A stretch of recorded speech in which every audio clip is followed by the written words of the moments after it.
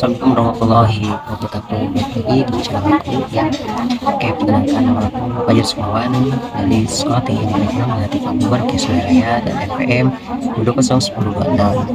Ya, hari ini aku mau jelasin apa itu eh, etika produksi dalam lingkungan hidup. Oke, stay tune ya di channel aku. Oke.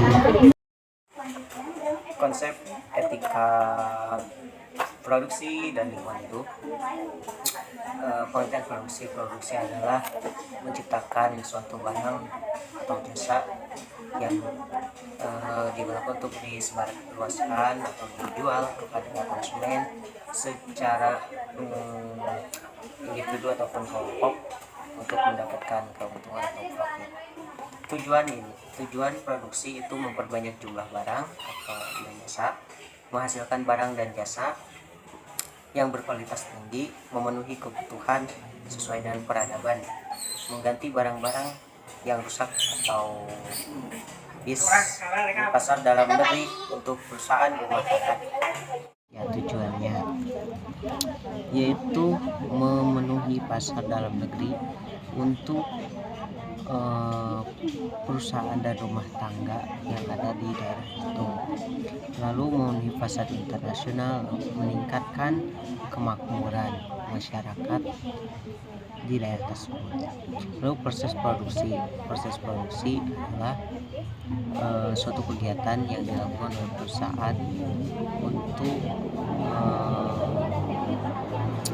menjadikan suatu barang mentah menjadi barang jadi. Itu proses produksi, itu tahapan-tahapannya yang dilakukan perusahaan agar bisa menjadikan barang ataupun jasa tersebut. Etika produksi yaitu adalah etika bisnis, suatu aturan atau norma yang dilakukan oleh perusahaan terhadap barang itu sendiri dan tidak merugikan terhadap orang lain atau masyarakat. Dalam etika bisnis kita harus memperhatikan 4.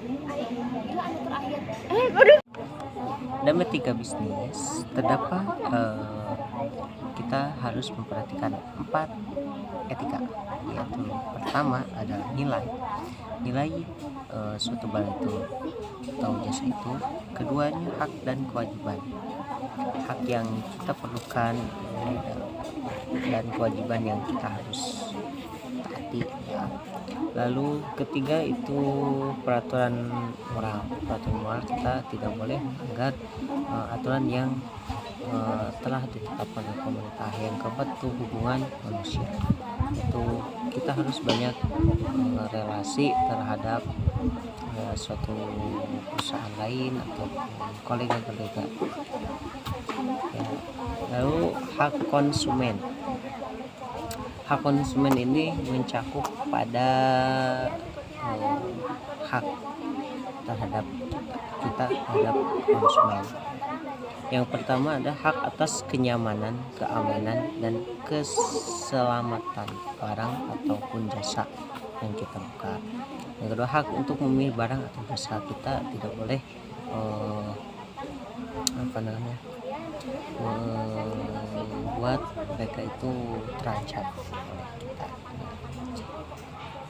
Yang ketiga itu hak atas informasi yang benar dan jelas, jadi tidak boleh hoax. Itu hak untuk didengar pendapat gitu ya. Jadi ada konsumen jika memberi masukan, kritik dan saran kepada kita harus memberikan menampung pendapat atau aspirasinya.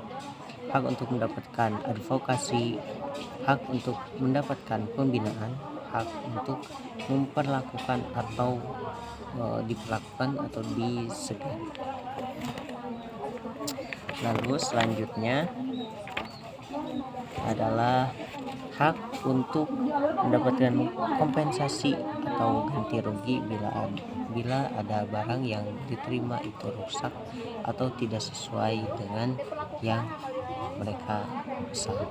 Ada hak-hak yang diatur dalam ketentuan atau peraturan perundang-undangan yang terdapat di undang-undangan yaitu di Pancasila.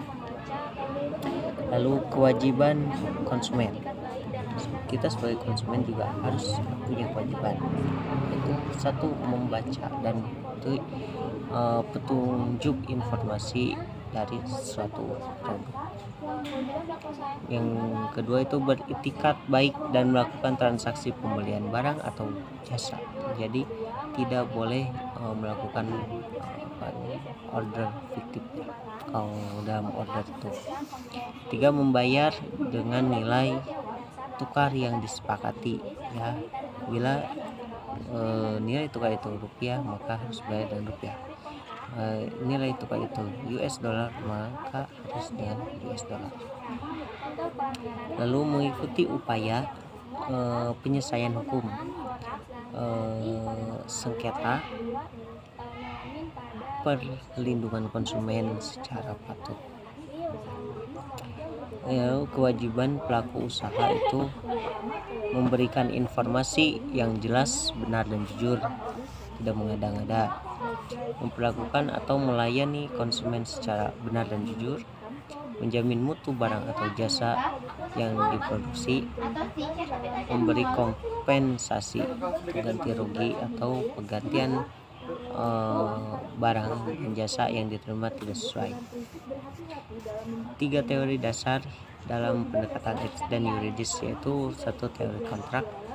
Teori ini hubungan antara konsumen dan produsen sebaiknya dilihat sebagai semacam kontrak, sebagai sebuah perjanjian kerja. 2 teori perhatian semestinya. Teori ini menekankan pada hubungan antara produsen dan konsumen. 3 teori biaya sosial. Teori ini berkaitan dengan inovasi dari desain produk itu.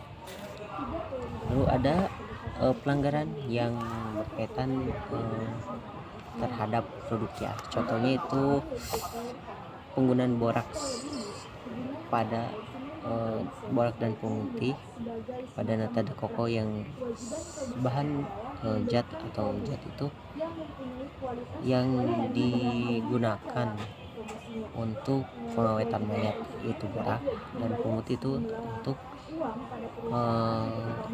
pemutihan pada kain atau baju. Yang kedua, melamin pada susu itu kadang biasanya tidak sesuai dengan taktib undang-undangan atau tidak sesuai dengan undang-undang yang diatur di Indonesia. Yang ketiga itu biasanya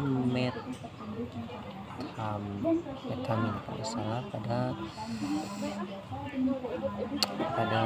minuman berwarna. Sekian dari saya,